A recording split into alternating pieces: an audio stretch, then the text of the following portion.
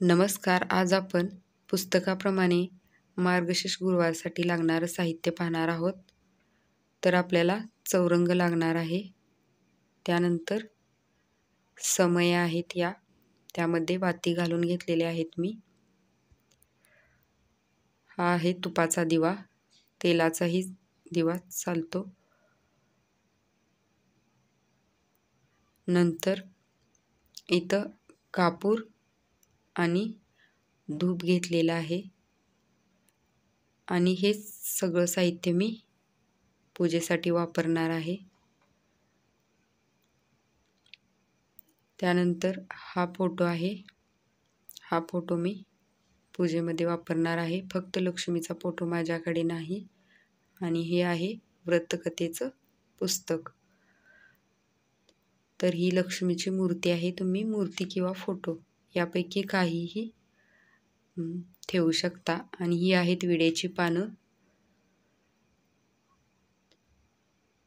त्यानंतर हे आहेत दुर्वा कलशात घालण्यासाठी आणि गणपतीला वाहण्यासाठी. इथं मी दोन 1 रुपयाची नाणी घेतलेली आहेत आणि 3 सुपारे घेतलेले आहेत. गूळ खोबऱ्याचा नैवेद्य, लाल कलरचा ब्लाउज पीस, हळदी कुंकू आणि 3 कापसाच्या वस्त्रमाळा घेतलेल्या आहेत. गणपतीसाठी, लक्ष्मीसाठी, कलशासाठी. अगरबत्ती, घंटा आणि हे कलशाला घालण्यासाठी अलंकार मंगळसूत्र आहे. आणि हा आहे कलश आणि दूध साखर इथं मी घेतलेले आहे. दूध साखर किंवा पंचामृत. त्यानंतर हे पूजेसाठी पाणी आणि हे ताटही आपल्याला पूजेसाठी लागणार आहे. त्यानंतर आपल्याला गहू किंवा तांदूळ, इथं मी तांदूळ घेतलेले आहेत.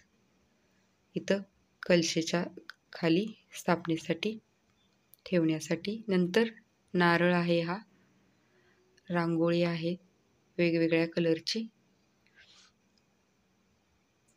आणि इथं फुलं आहेत. थोडीशी लक्ष्मीसाठी लाल गुलाबाची फुलंही आहेत. गजरा आहे. तुम्ही हार, फुलं, गजरा काहीही वापरू शकता. त्यानंतर ही 5 प्रकारची फळं आहेत आणि 5 प्रकारच्या डाळ्या मी घेतलेल्या आहेत कलशात ठेवण्यासाठी. तर इथं मी फणस, आंबा, रामफळ, पेरू आणि चिक्कू अशा 5 डाळ्या घेतलेल्या आहेत.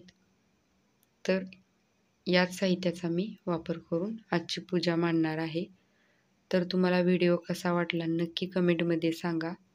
थँक्यू.